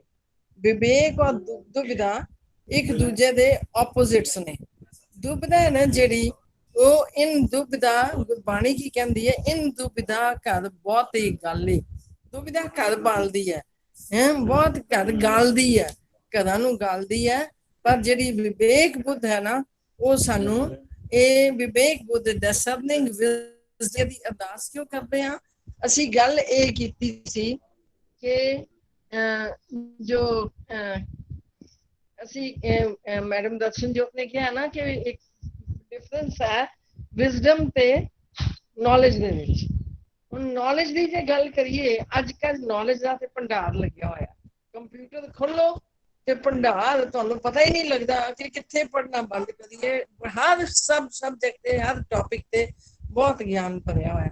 ਪਰ ਜਿਹੜਾ ਡਾਟਾ ਹੈ, ਜਿਹੜਾ ਗਿਆਨ ਹੈ, ਜਿਹੜੀ ਇਨਫੋਰਮੇਸ਼ਨ ਹੈ, ਉਹ ਸਾਨੂੰ ਕਿੱਥੇ ਪਹੁੰਚਾ ਰਹੀ ਹੈ। ਜੇ ਉਹ ਸਾਨੂੰ ਠੀਕ ਥਾਂ ਤੇ ਪਹੁੰਚਾ ਰਹੀ ਹੁੰਦੀ ਤਾਂ ਅੱਜ ਸਮਾਜ ਦੀ ਇਹ ਹਾਲਤ ਨਹੀਂ ਸੀ ਹੋਣੀ ਜੋ ਇਸ ਵੇਲੇ ਸਮਾਜ ਦੀ ਇਹ ਹਾਲਤ ਹੈ। ਜਿਸ ਬੰਦੇ ਨੇ, ਜਿਸ ਸਾਇੰਟਿਸਟ ਨੇ ਐਟਮ ਬੰਬ ਬਣਾਇਆ ਸੀ, ਉਹ ਵੀ ਤਾਂ ਬੜਾ ਸਿਆਣਾ ਸੀ, ਬੜਾ ਗਿਆਨ ਸੀ ਉਹਨੂੰ ਐਟਮ ਬਾਰੇ ਪੂਰਾ ਗਿਆਨ ਸੀ। ਤੇ ਉਹ ਕੀ ਉਸਨੇ ਦੁਨੀਆ ਦੇ ਭਲੇ ਲਈ ਵਰਤਿਆ?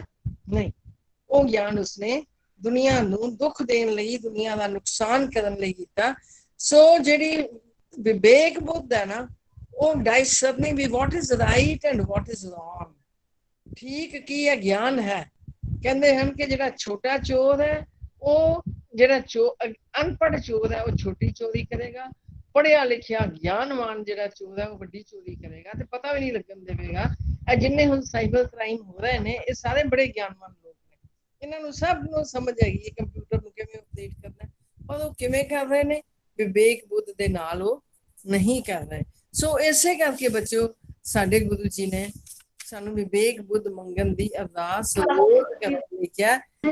ਗੁਰਬਾਣੀ ਗਿਆਨ ਦੀ ਗੱਲ ਕਰਦੀ ਹੈ, ਸਾਰੀ ਗੁਰਬਾਣੀ ਕਹਿੰਦੀ ਗਿਆਨ ਪ੍ਰਾਪਤ ਕਰੋ। ਗਿਆਨ ਅੰਜਨ ਬੁੱਧੀਆ ਅਗਿਆਨ ਅੰਧੇਰ ਵਿਨਾਸ਼, ਹੈਨਾ। ਫਿਰ ਕਹਿੰਦੀ ਗਿਆਨ ਖੜਗ ਹੈ, ਗਿਆਨ ਨੂੰ ਸ਼ਮਸ਼ੀਰ ਦੇ ਨਾਲ, ਖੜਗ ਦੇ ਨਾਲ ਉਹਨੂੰ ਕੰਪੇਅਰ ਕੀਤਾ। ਸੋ ਗਿਆਨ ਨੂੰ ਅਸੀਂ ਦੀਵੇ ਦੇ ਨਾਲ ਵੀ ਕੰਪੇਅਰ ਕੀਤਾ। ਗਿਆਨ ਦੀ ਬੜੀ ਉਸਤਤ ਕੀਤੀ ਹੈ। ਅਰਦਾਸ ਦੇ ਵਿੱਚ ਕਿਹੜਾ ਦਾਨ ਮੰਗਿਆ ਅਸੀਂ? ਅਰਦਾਸ ਦੇ ਵਿੱਚ ਅਸੀਂ ਵਿਵੇਕ ਦਾ, ਸਿਰਫ ਗਿਆਨ ਦਾ, ਫੋਕੇ ਗਿਆਨ ਦਾ ਅਸੀਂ ਅਰਦਾਸ ਨਹੀਂ ਕਰਦੇ। ਅਸੀਂ ਅਰਦਾਸ ਇਹੀ ਕਰਨੀ ਹੈ ਕਿ ਇਹ ਪਰਮਾਤਮਾ ਸਾਨੂੰ ਐਸਾ ਗਿਆਨ ਦਿਓ ਕਿ ਅਸੀਂ ਸੰਸਾਰ ਦਾ ਭਲਾ ਕਰ ਸਕੀਏ। ਬੱਚਿਓ, ਇੱਕ ਨੌਲੇਜ ਹੈ, ਮੈਡਮ ਨੇ ਦੱਸਿਆ ਹੁਣੇ ਤੁਹਾਨੂੰ, ਨੌਲੇਜ ਦੇ ਉੱਤੇ ਵਿਜ਼ਡਮ ਹੈ, ਵਿਜ਼ਡਮ ਉੱਤੇ ਇੱਕ ਇਨਸਾਈਟ ਹੈ। ਤੁਸੀਂ ਬਹੁਤ ਨੌਲੇਜ ਸੁਪਰਫਿਸ਼ੀਅਲ ਹੁੰਦੀ ਹੈ, ਵਿਜ਼ਡਮ ਹੁੰਦੀ ਹੈ ਜਿਹੜੀ that is when you know where to apply that knowledge। ਉਹਨੂੰ ਕਹਿੰਦੇ ਨੇ where to apply that knowledge, ਕਿੱਥੇ ਅਪਲਾਈ ਕਰਨੀ ਹੈ ਉਹ ਨੌਲੇਜ? ਬੰਬ ਵਜਾਉਣ ਲਈ ਕਰਨੀ ਹੈ ਜਾਂ ਉਸਨੂੰ ਸੰਸਾਰ ਦੇ ਭਲੇ ਲਈ ਕਰਨਾ ਹੈ? ਇਹਨੂੰ ਵਿਜ਼ਡਮ ਕਹਿੰਦੇ ਨੇ। ਸੋ ਸਾਨੂੰ ਗੁਰੂ ਜੀ ਨੇ ਗਿਆਨ ਦੀ ਗੱਲ ਜਦੋਂ ਕਰਦੇ ਨੇ ਤਾਂ ਉਦੋਂ ਵੀ ਮਤਲਬ ਉਹਨਾਂ ਦਾ ਵਿਜ਼ਡਮ ਤੋਂ ਹੀ ਹੈ ਕਿ ਅਸੀਂ ਅਜਿਹਾ ਗਿਆਨ ਪ੍ਰਾਪਤ ਕਰਨਾ ਹੈ ਜਿਹੜਾ ਸਾਡਾ ਭਲਾ ਕਰੇ ਤੇ ਸੰਸਾਰ ਦਾ ਭਲਾ ਕਰੇ, ਸਾਨੂੰ ਹੰਬਲ ਬਣਾਵੇ। ਜਿੰਨਾ ਉਹ ਕਹਿੰਦੇ ਨਾ, ਨਿਊਟਨ ਕਹਿੰਦਾ ਹੁੰਦਾ ਸੀ ਕਿ ਜਿੰਨਾ ਸੰਸਾਰ ਦੇ ਮੈਂ ਜਿੰਨਾ ਗਿਆਨ ਪ੍ਰਾਪਤ ਕਰ ਲਿਆ, ਮੈਨੂੰ ਓਨਾ ਹੀ ਜ਼ਿਆਦਾ ਲੱਗਣ ਲੱਗ ਪਿਆ ਕਿ ਜਿਵੇਂ ਸਮੁੰਦਰ ਦੇ ਕਿਨਾਰੇ ਤੇ ਮੈਂ ਰੋੜੇ ਚੋਂ ਕੰਕੜ ਚੁੱਕ ਰਿਹਾ ਹੋਵਾਂ, ਇੰਨਾ ਗਿਆਨ ਭਰਿਆ ਪਿਆ। ਸੋ ਜਦੋਂ ਤੁਸੀਂ ਇਹ ਰਿਅਲਾਈਜ਼ ਕਰਦੇ ਹੋ ਕਿ ਮੇਰਾ ਗਿਆਨ ਬਹੁਤ ਥੋੜਾ ਹੈ, ਤਾਂ ਉਹ ਗਿਆਨ ਜਿਹੜਾ ਹੈਗਾ ਉਹ ਰਿਅਲਾਈਜ਼ੇਸ਼ਨ ਹੈ, ਤੁਹਾਡੇ ਵਿੱਚ ਨਿਮਰਤਾ ਲੈ ਕੇ ਆਉਂਦੀ ਹੈ। ਜਿਹੜੀ ਵਿਜ਼ਡਮ ਹੈ, ਵਿਜ਼ਡਮ ਪ੍ਰਾਪਤ ਕਰਨ ਲਈ ਤੁਹਾਨੂੰ ਬੜੀ ਮਿਹਨਤ ਕਰਨੀ ਪੈਂਦੀ ਹੈ। You have to go to deep into that subject, ਬਹੁਤ ਡੈਪਥ ਵਿੱਚ ਜਾਣਾ ਪੈਂਦਾ। ਡੀਪ ਜਾਣ ਲਈ ਸਾਨੂੰ ਬੜੀ ਮਿਹਨਤ ਕਰਨੀ ਪੈਂਦੀ ਹੈ, ਉਹਦੇ ਲਈ ਬੜਾ ਟਾਈਮ ਲੱਗਦਾ ਹੈ। ਜਦੋਂ ਅਸੀਂ ਟਾਈਮ ਲਗਾਉਂਦੇ ਹਾਂ, ਇੰਟਰੋਸਪੈਕਸ਼ਨ ਕਰਦੇ ਹਾਂ, ਆਪਣੇ ਆਪ ਨੂੰ ਬੰਦੇ ਖੋਜ ਦਿਲ ਹਰ ਰੋਜ਼, ਜਦੋਂ ਅਸੀਂ ਆਪਣੇ ਆਪ ਦੀ ਇੰਟਰੋਸਪੈਕਸ਼ਨ ਕਰਦੇ ਹਾਂ ਤਾਂ ਅਸੀਂ ਇੱਕ ਤਾਂ ਗਿਆਨੀ ਬਣ ਜਾਂਦੇ ਹਾਂ, ਇੱਕ ਸਾਡੇ ਵਿੱਚ ਵਿਵੇਕ ਆ ਜਾਂਦਾ ਹੈ, ਦੂਸਰਾ ਸਾਡੇ ਵਿੱਚ ਪੇਸ਼ੈਂਸ ਆਉਂਦੀ ਹੈ, ਸਾਡੇ ਵਿੱਚ ਹਿਊਮਿਲਿਟੀ ਆਉਂਦੀ ਹੈ। ਜਿਹੜੇ ਕਾਮ ਕ੍ਰੋਧ ਲੋਭ ਮੋਹ ਹੰਕਾਰ ਖਤਮ ਹੋਣ ਵਾਲੀ ਗੱਲ, ਉਹ ਇਸ ਤਰ੍ਹਾਂ ਹੀ ਬਣਦੀ ਹੈ ਜਦੋਂ ਸਾਡੇ ਵਿੱਚ ਵਿਵੇਕ ਆਉਂਦਾ ਹੈ। ਸੋ ਸਾਨੂੰ ਵਿਵੇਕੀ ਬਣਨ ਦੀ ਅਸੀਂ ਅਰਦਾਸ ਹੋਰ ਕੀ ਕਰਦੇ ਹਾਂ? ਹਾਰ ਭਰਿਓ ਸੁਆਮੀ ਕੈ ਦੁਆਰੈ, ਮੈਂ ਦੀਜੈ ਬੁੱਧ ਵਿਵੇਕਾ। ਸੋ ਇਹ ਅਰਦਾਸ ਕਰਦੇ ਹਾਂ ਅਸੀਂ ਗੁਰੂ ਅੱਗੇ ਕਿ ਹੇ ਗੁਰੂ ਜੀ, ਮੈਂ ਆਪ ਦੇ ਅੱਗੇ ਅਰਦਾਸ ਕਰਦਾ ਵਾਂ ਕਿ ਮੈਨੂੰ ਵਿਵੇਕ ਬੁੱਧ ਦਿਓ, ਗਿਆਨ ਤਾਂ ਦਿਓ, ਪਰ ਅਜਿਹਾ ਗਿਆਨ ਦਿਓ ਜਿਹੜਾ ਮੈਂ ਆਪਣੇ ਤੇ ਸੰਸਾਰ ਤੇ ਸਮਾਜ ਦੇ ਭਲੇ ਲਈ ਵਰਤ ਸਕਾਂ। ਸੋ ਮੈਂ ਵੀ ਇੱਕ ਵਾਰੀ ਫਿਰ ਹਰਮਨਜੋਤ ਕੌਰ ਦਾ ਥੈਂਕਸ ਕਰਦੀ ਹਾਂ। ਤੇ ਅਸੀਂ ਕੋਸ਼ਿਸ਼ ਕਰਾਂਗੇ ਬੱਚਿਓ, ਅਰਦਾਸ ਦੇ ਵਿੱਚ ਅਸੀਂ ਅਰਦਾਸ ਦਾ ਟੌਪਿਕ ਵੈਸੇ ਕੈਂਪ ਦੇ ਦਿਨਾਂ ਵਿੱਚ ਕਰ ਚੁੱਕੇ ਹਾਂ, ਪਰ ਇਸ ਟੌਪਿਕ ਨੂੰ ਡਿਟੇਲ ਵਿੱਚ ਕਰਨ ਲਈ ਸਿੱਖੀ ਦਾਨ ਕੀ ਹੈ, ਰਹਿਤ ਦਾਨ ਕੀ ਹੈ, ਵਿਵੇਕ ਦਾਨ, ਵਿਸਾਰ ਦਾਨ, ਭਰੋਸਾ ਦਾਨ, ਫਿਰ ਦਾਨਾ ਸਿਰ ਦਾਨ, ਨਾਮ ਦਾਨ, ਇਹ 7 ਦਾਨ ਮੰਗੇ ਨੇ ਗੁਰੂ ਜੀ ਨੇ। ਅਸੀਂ ਪੰਥ ਨੇ, ਪੰਥ ਨੇ ਜਿਹੜੀ ਅਰਦਾਸ ਬਣਾਈ ਹੈ, ਅਸੀਂ 7 ਦਾਨ ਮੰਗੇ ਨੇ ਕਿ ਸਿੱਖਾਂ ਨੂੰ ਇਹ ਦਾਨ ਦਿਓ, ਇੱਕ ਮਨ ਨੀਵਾਂ ਦਿਓ, ਇੱਕ ਮੱਤ ਉੱਚੀ ਦਿਓ, ਤੇ ਹੋਰ ਕੀ ਦਾਨ ਨੇ? ਸਿੱਖੀ ਦਾਨ। ਸਿੱਖੀ ਦਾਨ ਦੀ ਗੱਲ ਕੀਤੀ ਹੈ ਤਾਂ ਕੇਸ ਦਾਨ। ਅਸੀਂ ਕੋਸ਼ਿਸ਼ ਕਰਾਂਗੇ ਕਿ ਇਹਨਾਂ ਟੌਪਿਕ ਨੂੰ ਅਸੀਂ ਲੈ ਸਕੀਏ ਅੱਗੋਂ। ਮੈਂ ਚਾਹਾਂਗੀ ਕਿ ਬੱਚੇ ਆਪ ਵੱਧ ਤੋਂ ਵੱਧ ਪਾਰਟਿਸਿਪੇਟ ਕਰਨ, ਅਸੀਂ ਦੇ ਵਿੱਚ ਥੋੜਾ ਬਹੁਤਾ ਐਡ ਕਰ ਦਈਏ, ਥੋੜਾ ਬਹੁਤਾ ਜੇ ਕਿਤੇ ਕਲੀਅਰ ਕਰਨ ਦੀ ਲੋੜ ਹੈ ਸੋ ਬੱਚੇ ਅੱਗੇ ਆਣ। ਤੇ ਮੈਂ ਮੇਰੇ ਕੋਲ ਆਈ ਹੋਈ ਆ ਅੱਜ, ਆਈ ਡੋਂਟ ਨੋ ਇਸ ਵੇਲੇ ਹੈਗੀ ਆ ਮੇਰੇ ਕੋਲ ਕੌਣ ਬੇਟਾ, ਇਹ ਤੁਸੀਂ ਕੰਡਕਟ ਕਰਿਆ ਕਰੋ ਤੁਸੀਂ, and Gurpriya is busy at this time, ਤੇ ਸੋ ਇਹ ਕੰਡਕਟ ਕਰਨ ਦੀ ਡਿਊਟੀ ਇਹ ਤੁਸੀਂ ਲਓ। ਜੋ ਮੈਂ ਬੋਲ ਰਹੀ ਹਾਂ ਨਾ, ਮੈਂ ਥੋੜੇ ਜਿਹੇ ਕਮੈਂਟਸ ਦੇ ਦਿਆ ਕਰਾਂਗੀ, ਇਹ ਕੰਡਕਟ ਕਰਨ ਦੀ ਤੁਸੀਂ ਲਓ, ਤੇ ਤਾਂ ਕਿ ਇਹ ਕਲਾਸ ਬੱਚਿਆਂ ਦੀ ਕਲਾਸ ਬਣ ਸਕੇ। ਅਸੀਂ ਤੇ ਬੜੀਆਂ ਥਾਵਾਂ ਤੇ ਬੋਲਦੇ ਰਹਿੰਦੇ ਆ, ਤੁਹਾਡੀ ਵੀ ਪੂਰੀ ਟ੍ਰੇਨਿੰਗ ਹੋਵੇ। ਉਹ ਬੱਚਾ ਜਿਸ ਨੇ ਸ਼ਬਦ ਬੋਲਣਾ ਸੀ ਉਹ ਪਹਿਲੇ ਪਹੁੰਚ ਨਹੀਂ ਸਕਿਆ ਕਿਸੇ ਦਾ ਟਾਈਮ ਤੇ, ਅਸੀਂ ਆਪਣਾ ਮੂਲ ਮੰਤਰ ਦਾ ਪਾਠ ਕਰਕੇ ਕਲਾਸ ਸ਼ੁਰੂ ਕਰ ਲਈ ਸੀ। ਮੈਂ ਹੁਣ ਸਾਹਿਬ ਸਿੰਘ ਜੀ ਬੱਚੇ ਨੂੰ ਅੱਗੇ ਆਓ। किरणदीप को शब्द स्टार्ट करो। शब्द के बारे में ये शाबाश जी, वेरी गुड। साहिब सिंह की नाम है बच्चे का? किरणदीप कौर।